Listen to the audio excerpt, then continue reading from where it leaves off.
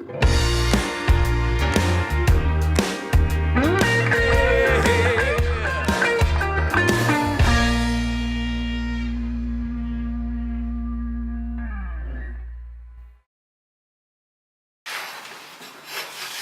the origin of some of the raw materials we use for pottery.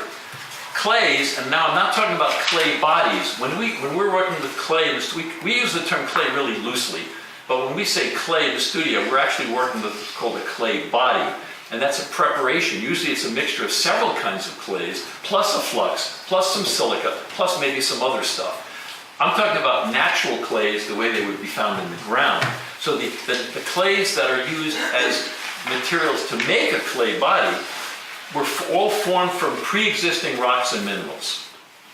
And they're either formed on the surface of the ground by weathering, by the same weathering process we talk about, the water and the air, the acid rain, and the minerals sort of decompose and they break down and change. Or they could be formed deep in the earth because there are natural solutions and water that's percolating through the ground. And some of it's pretty hot if we're near like a volcano or something. And those hot solutions that are percolating through the ground all the time under our feet are also changing the rocks when they pass through them. So basically, the clays are kind of what's left over from another rock. So the main clay mineral, the main clay we use, kaolin, is primarily formed from granite. That rock, that piece of granite I passed around earlier, the feldspar in the granite is what basically changes to clay, to kaolin clay. I'll pass this around too. Here's a big chunk of feldspar, so you can see a bigger piece of what the feldspar. It happens to be pink instead of gray, and it's a different kind. There's a little bit of another mineral here, mica. You'll see the shiny stuff. Now mica is another mineral. If mica is broken down, mica changes to another clay mineral called illite. So almost all of the clay minerals, the clays that we find, are composed of these two clay minerals, kaolinite and illite, and they're formed from this stuff. And what happens is, the feldspars contain elements like what we think of as flux elements, like sodium and potassium, and if you can dissolve those out of the rock over a long period of time, what you're left with is clay. So if I take that stuff and remove the fluxes from it, I end up with clay. So both of those minerals there would turn into clay. The feldspar would turn into kaolinite, and the mica would turn into illite, which is another kind of clay. Volcanic ash. Now here we were talking about before. You've probably seen it. We use volcanic ash as a glaze ingredient. It's called pumice. It's another name for the same thing. That's just plain volcanic ash. You go collect it like from Mount St. Helens, and you can use that as a glaze ingredient. Well, volcanic ash is essentially identical to obsidian. It just happens to be in a naturally occurring fine dust form rather than in big chunks. So this is what happens when, instead of the volcano just oozing out and kind of burping out this liquid lava, it explodes and blasts it all over. And when it blasts it into tiny little bits up into the air that cool and rain down as ash. Basically the same composition as that. So I could grind up that obsidian, which I never would sell, but I could grind it up and use that as a glaze ingredient instead of pumice, because it's essentially the same composition. Okay? Now the clays can be found in sort of two different general locations. They can either be found more or less where they were formed, or they might be transported and moved somewhere else and then redeposited. And those are the two categories when we talk about natural clays, primary and secondary. Primary clays are clays that are pretty much found in the same place where they were formed. So, which means, for example, you've all heard of probably Grolic kaolin, which is the British kaolin. Grolic kaolin formed underground from a big chunk of granite, a granite-like rock that was there millions of years ago, and solutions passing through the ground dissolved away all the fluxes and turned this big mass of granite into a lot of clay. So the neat thing about this is, so it didn't get moved around. If the granite had a very limited number of minerals in it, after it was changed, it didn't pick up a lot of impurities. This is why Grolic kaolin and primary clays in general are considered fairly pure, because they don't get moved around, they don't get contaminated. So this is why grolic kaolin gives you this nice white clay for porcelain and things, because it didn't get moved around or transported or contaminated. It's just what was left from the granite. Now in the granite, remember I had three different minerals. I had quartz, feldspar, and mica. Well, the mica turned into into mineral, into clay. The feldspar turned into clay, and all I had left was quartz. Well, there is a lot of any kind of naturally occurring clay you find, there's always a lot of quartz in it, because nothing happens to the quartz. Quartz is basically indestructible. It just sits there and looks at you. So while the feldspar is changing into clay, the quartz is just sitting there, waiting its time. And so you dig up the clay, and now you've got what we call clay, but it also has a lot of quartz in it. So there's a case where that could turn right into a nice white-looking clay. And that's what happened with grolic. And that's what also happened in Georgia. There's a lot of kaolin in Georgia. The same thing happened. There were granite-like rocks down there that changed into granite. So those are primary clays. Now, if this lump of clay either formed at the surface or was formed at depth and then got brought up to the surface by erosion, and the rocks rose in the crust, and then it got eroded and carried away by streams and rivers, and then deposited somewhere else, those are secondary clays. So the clays got transported by, let's say, mostly water, streams, and so they had a chance to pick up a lot of contamination. Dead frogs, leaves, sticks, pollen, you name it, other minerals in the stream bed. So they're not, as a whole class, they're not as pure as primary clays. And these include things like ball clay, stoneware clays, fire clay, earthenware. These are all naturally occurring kinds of secondary clays, and they all tend to be somewhat impure. So the secondary clays, depending on the rock that they started from, and depending on what happened to them, and depending on how they were transported, can either be really, really dirty and impure, or not so bad. And this is what, and the other thing that happens when they're transported is the clay particles can get ground up. If you can imagine clay particles being transported by a stream, and there are rocks and boulders and everything in there, the rubbing together of the rocks and the sand particles grinds up the clay, because the clay is a fairly soft mineral. It's not particularly hard. So it gets ground up. So a lot of secondary clays also tend to be finer particle size, which means for us, they're more plastic. Ball clay is probably the most plastic clay, kind of naturally clay that you can get. You can't make things out of ball clay. It's so plastic that it shrinks a lot, it holds a lot of water, but it's an ingredient in most clay bodies. You put it in a clay body to make, if you have clays that aren't plastic, you'd add some ball clay to make them more plastic. And ball clay is a good example of being beaten to death by the transportation process, because it gets ground up so much. And we'll talk a little bit more about those. So the clay properties really depend on the specific kind of clays. What was the rock that it came from? What were the weathering processes? What actually changed it into a clay? And how was it transported? Was it transported by wind? Was it transported by water? How far did they get moved? Was it moved just a short way? For instance, EPK, Edgar Plastic Kaolin, this is actually a secondary kaolin in Florida. Well, it originally came from somewhere around Georgia, roughly. So it's not that contaminated. It's not as pure as grolic, because it is a secondary clay. It got moved, but it's a little finer and a little more plastic than grolic, because it got moved. And it's a little more contaminated, but still not too bad. So EPK is the secondary one. Ball clay is very fine, and common red earthenware, like the stuff we think when you find red clay in your garden, or you find clay that's maybe gray or brown, but when you fire it, it turns red, has a lot of iron in it. That was probably formed from a rock that had a lot of iron to begin with. And it was also transported, so it ends up having a lot of fluxes in it, a lot of impurities, which is why it melts at a low temperature. That's why it is earthenware. Not because it has different clay minerals in it, but because it has all this other stuff in it that act as fluxes and make it melt at a low temperature. And here's a good example of sort of the weathering process.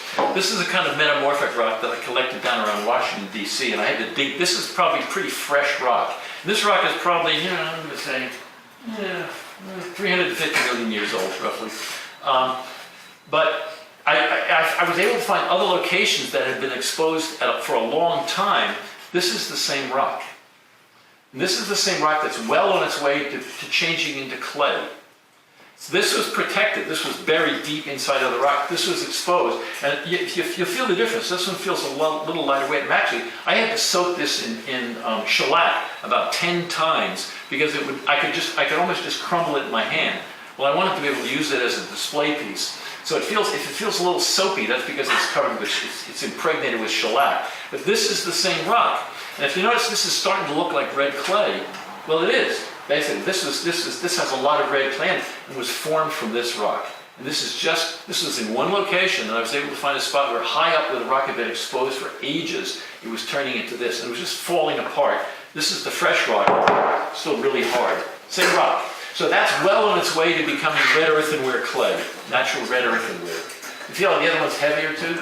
Yeah. Okay, so some of the other materials we use, I just mentioned about the clays. Well, we use silica as a glaze ingredient, right? Well, here's a chunk of quartz. I collected this up on Gambrel State Park. There's a ton of this stuff there up on there on the mountain. And this is just a massive chunk of quartz. Now, the quartz that we use when we use quartz or silica, quartz is the mineral name for silica. And when we use silica as a glaze ingredient, most of it actually is probably coming from the sandstone, because that's a lot easier to crush than from stuff like this. But you could crush this stuff from. There are boulders the size of an automobile up there on the mountain, on the size of Gambrel State Park. So the mineral quartz was originally igneous. It was originally formed in igneous rocks. But when we mine it and we used it for pottery, most of it is probably coming from sedimentary sandstones. There's a sandstone out there near Berkeley Springs, which it's kind of like a sediment. The sandstone is so soft that the sandstone is literally falling apart back into sand. It's really cool. You stand at the edge of this cliff, and the sandstone is there's a huge sand pile at the bottom, and just the erosion and the weathering is changing it back into sand. So it wasn't that hard to cement, compactly cemented in the first place. And so the company just goes and scoops this stuff up. They don't even have to crush it practically. They just sit there and, if they wait long enough, it just turns back into sand. Flint, and you've probably seen this as a glaze ingredient. Flint I didn't bring any examples in here, but it's a different form of silica, and it's mostly British. It's mostly European, because a lot in Europe, they didn't have either the sand beaches like this here, or they didn't have the chunks of quartz like I'm passing around. What they had was little chunks of silica that occurred like in the chalk cliffs of Dover. It was found in the limestone. So they gathered that up and used it. And that form of quartz is called flint. So that's why if you see a recipe that calls for flint, it's still silica, or it's still the mineral quartz, but that's kind of the European or the British name. So feldspar, that's another really common glaze ingredient, right? We have soda feldspars and potash feldspars, glaze ingredients. Those are basically igneous minerals again.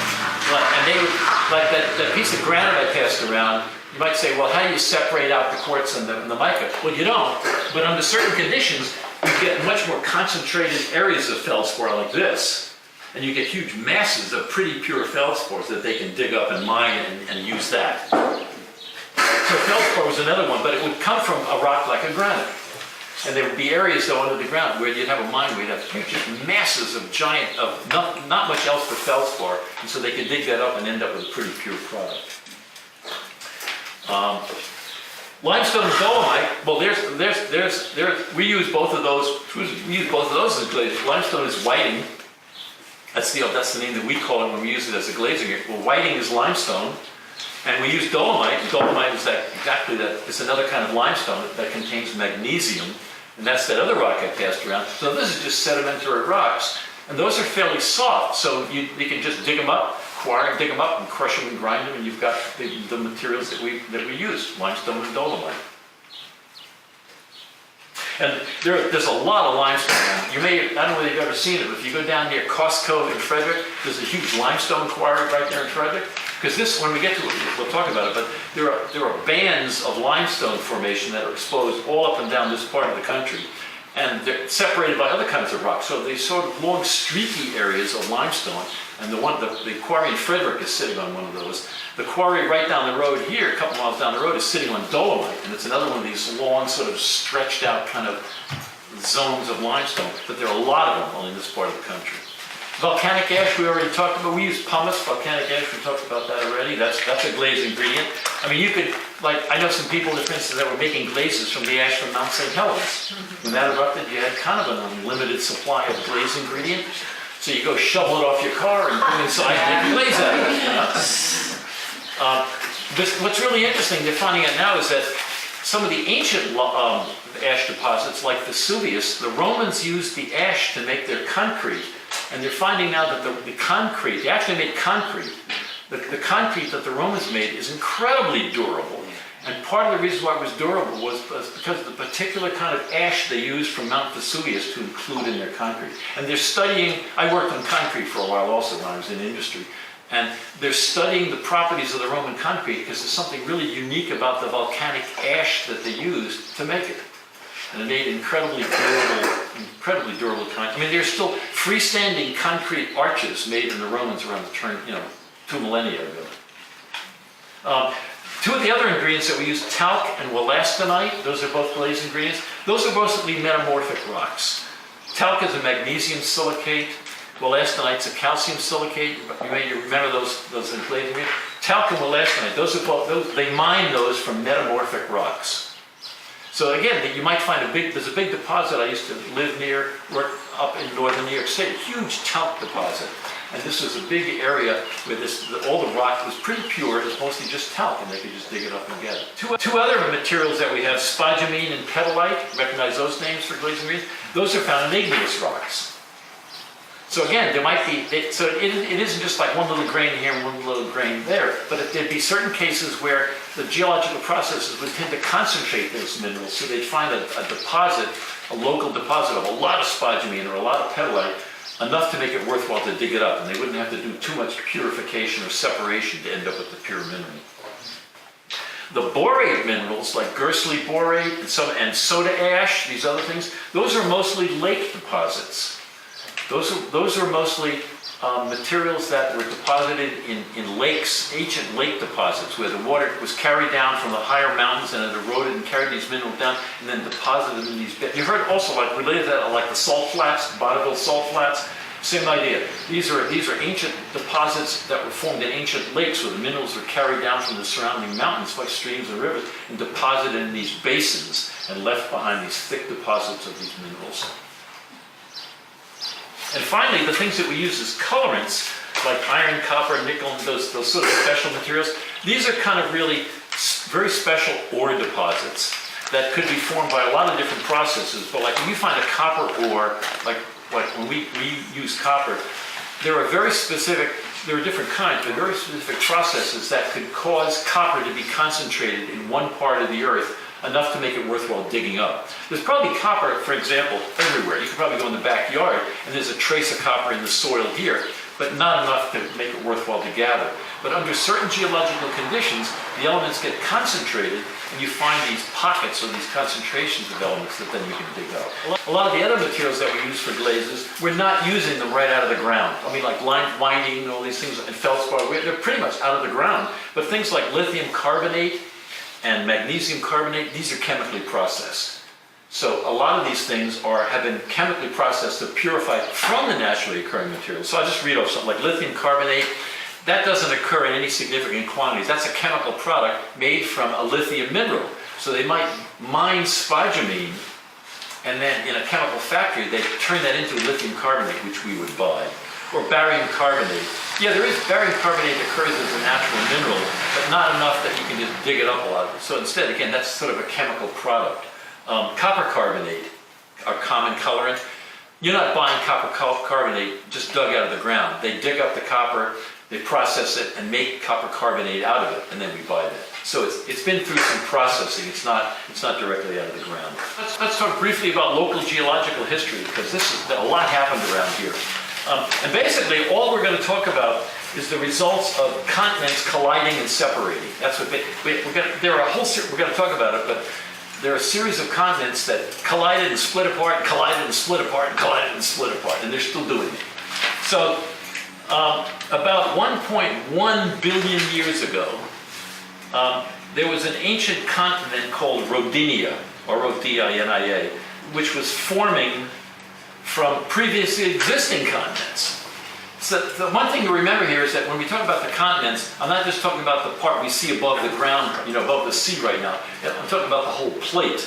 But the part that we see, the shape of the continents we see now has changed because continents have moved together, and then it's like you take two puzzle pieces and you bring them together, and then you tear them apart along a different line. So now you got new pieces. You got maybe two pieces over here and two pieces here. You combine them again, and then it tears apart again in a different way. So there are parts of them that stayed intact, like the centers of the continents tended the same, which makes sense, tended to stay intact. But they had pieces added on to the edges or torn away from the edges as they collided and moved apart. So around 1.1 billion years ago, ancient continents that already existed collided to form a new continent called Rodinia. And when this happened, there were ancient mountains that formed because the continents slammed together in slow motion and formed these mountains.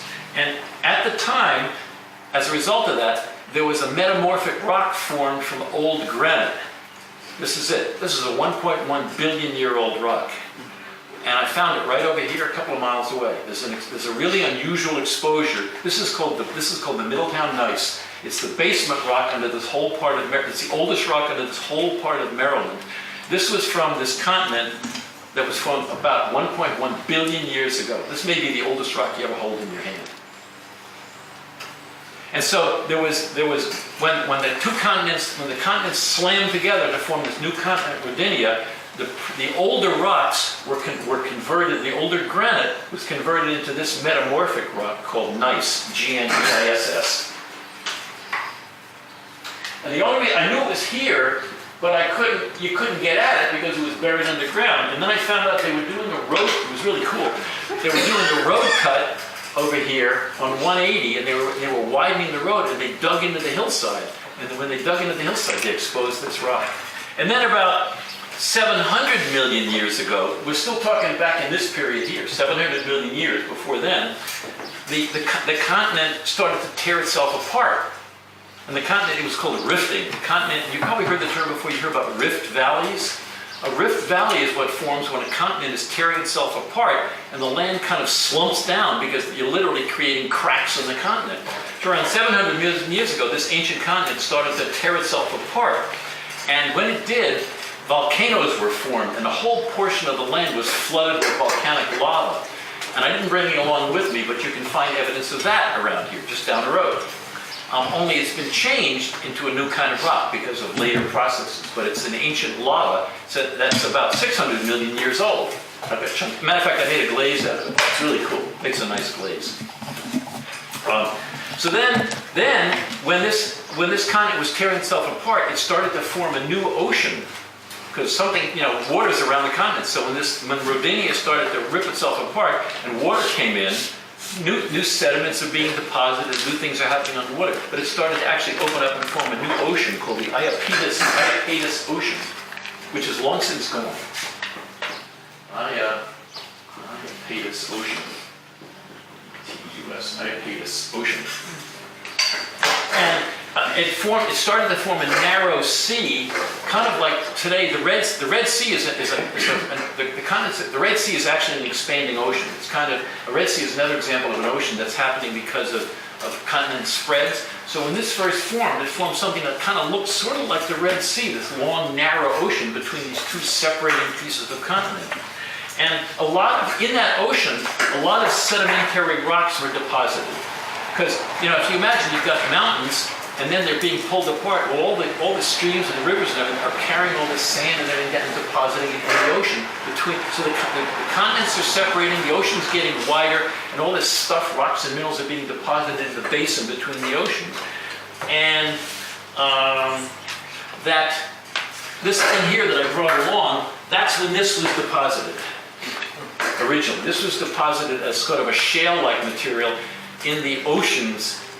When the two continents were separating, that's when this was deposited. And a lot of the other rocks around here, the rocks up here on Maryland Heights, that's when they were deposited. When these two earlier continents, they were separate, they were deposited in this ocean as these continents separated.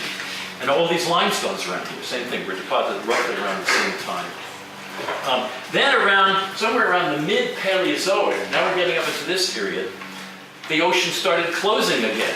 The continents were shifting around, and that ocean that had opened up now started to slam closed again. And around the end of this, around the end of the Paleozoic, so before the beginning of that,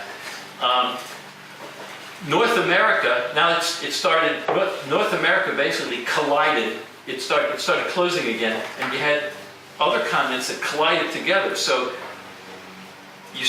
North America basically collided with Africa and South America, and this is when all the mountains up east in the United States were formed, the ones that exist today, that remain today. When the continents Africa and South America slammed into North America. And when they did, all the rocks around here got crumpled and bent and folded, and that's when this folding happened. So this was deposited in the ocean, and then later when the continents slammed together, as they were opening up, this stuff was deposited, and then when they came back together and slammed together, this stuff was bent and folded.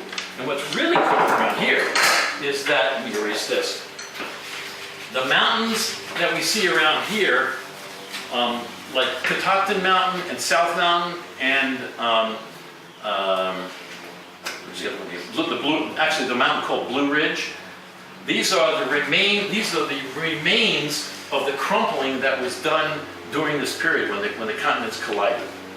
And what actually happened here, it started off with like just layers of sediment. When the continents collided, they actually made a huge fold like this in the layers of rock.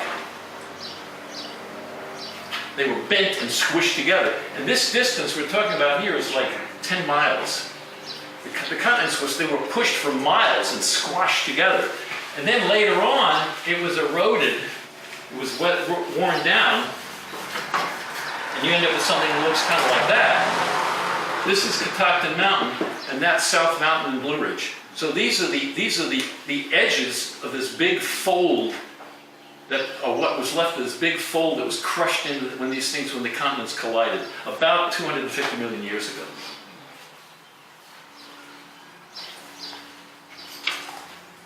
So after they collided, then they separated again. So they had crushed together, and then that's when the Atlantic Ocean formed. So after Africa and South America, and they all collided together to produce the mountains along the eastern coast. And when they slammed together, they pushed up the mountains, and then they drifted apart again after about 250 million years. And that's when the present ocean opened. They separated again, and water came back in. And of course, now we give it a different name, but it's now the Atlantic Ocean. And ever since then, and the Atlantic Ocean is still widening. I mentioned earlier at the beginning, is still growing wider. Pacific Ocean, is closing. And basically everything that's happened since that time has basically just been erosion. All the pre-existing mountains are being worn down, sediments are being deposited in the ocean. The Atlantic Ocean is expanding because you may have heard of the Mid-Atlantic Ridge. There's a line down the middle of the mountain chain underneath the ocean that runs all the way from Iceland all the way almost to Antarctica.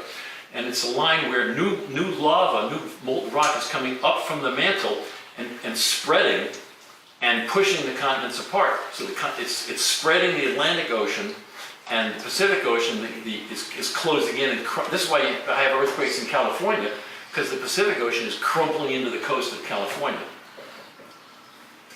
So, but basically, so what we see around here, all these ridges, are the remains of this crumpling that occurred when the continents collided. So anyway, to summarize, so you had all this stuff around here. You had the ancient continents that collided to form Rodinia. Then they tore apart to form the Iapetus Ocean. Then they collided again to form this new continent, which was called Pangaea.